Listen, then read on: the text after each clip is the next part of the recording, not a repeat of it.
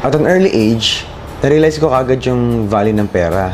Kasi ang father ko kailangan pang mag-abroad para mapagtapos kami sa pag-aaral. Akala ko, na nakatapos ka, papasa mo yung board exam, tapos na. Hindi pala. Pag nakatapos ka, tapos ka rin. Dahil hindi ganun kadali makahanap ng trabaho. Yung unang-unang kumpanya na pasukan ko, akala ko kapag nagsipag ka, bigay mo yung best mo, maging loyal ka sa company, ang bilis umasenso. Hindi pala. No? Hanggat hindi ikaw may control ng income mo, you're not in control of your life. Alam ko, ang pag-asenso, nasa business. Kaso nga lang hindi ko alam kung ano yung business para sa akin. Na-invite ako sa networking, akala ko benta-benta. Sabi ko, hindi ko linya yan. Hindi bagay sa akin kasi chemical ako, yung products all natural. Kaso nga lang meron akong na-meet na engineer din, katulad ko, na kumikita ng 300,000 isang buwan. Na-challenge lang ako. Kung kaya niya, kaya ko rin. So, pinag-aralan ko, nag-train ako. Then, nag-start ako sa InGlobal, May 2009. Yung mga tao akala ko sasama sa akin, yan yung unang-unang minaniwala sa akin.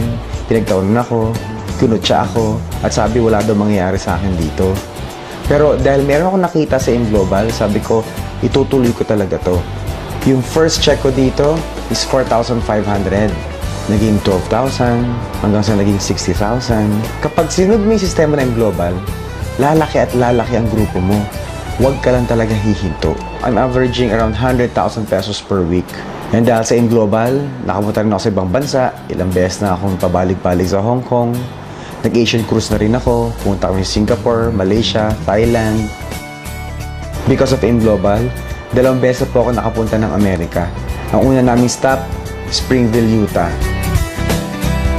Punta kami ng Olympic Village, nag-skiing kami, nag-snowboarding kami. Punta rin kami ng Moab, yung mga rock formation nakita namin. Come to where the flavor is. Come to Marlboro County. Then pumunta kami ng Las Vegas. Nag-helicopter ride kami. Punta rin kami ng California, sa Universal Studios, isang Anaheim Disneyland. And doon kami nagpakabata talaga. Nag-stay kami sa US for 2 weeks. Lahat po libre. All expenses paid by the company. May pocket money pa kami. In 2 years, nakabili po akong 3 sasakyan. Yung first car ko, Montero. Yung mga kaibigan ko, nung nagsimula ako dito, ay nila maniwala. Nilubas yung Montero ko, hindi naman sila makapaniwala. Yung second car ko, Hyundai Tucson, pang coding. And wala pong isang buwan, after ko binili yung Tucson, binili ko po yung third car ko.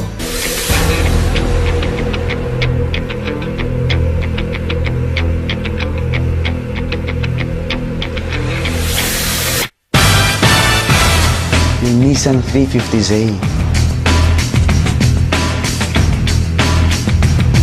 Baliw na baliw talaga ako doon. Ito po yung sports car na ginamit mismo sa Tokyo Drift. Kahit na hindi mo pangarap, kahit na pangarap ng kapitbahay mo, pag sineryoso mo, ibibigay ng InGlobal. And after 1 year, nakabili rin po ako ng condominium worth 5 million pesos.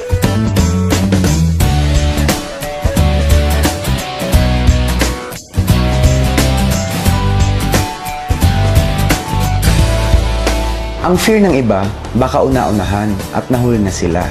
Katulad ko, after 3 years pa bago ako nag-join. Pero may prinsipyo nga ako you don't have to be the first, you just have to be the best.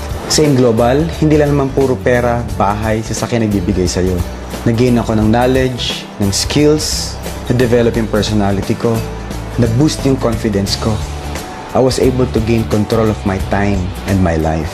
And most important, I was able to become a global ambassador of hope.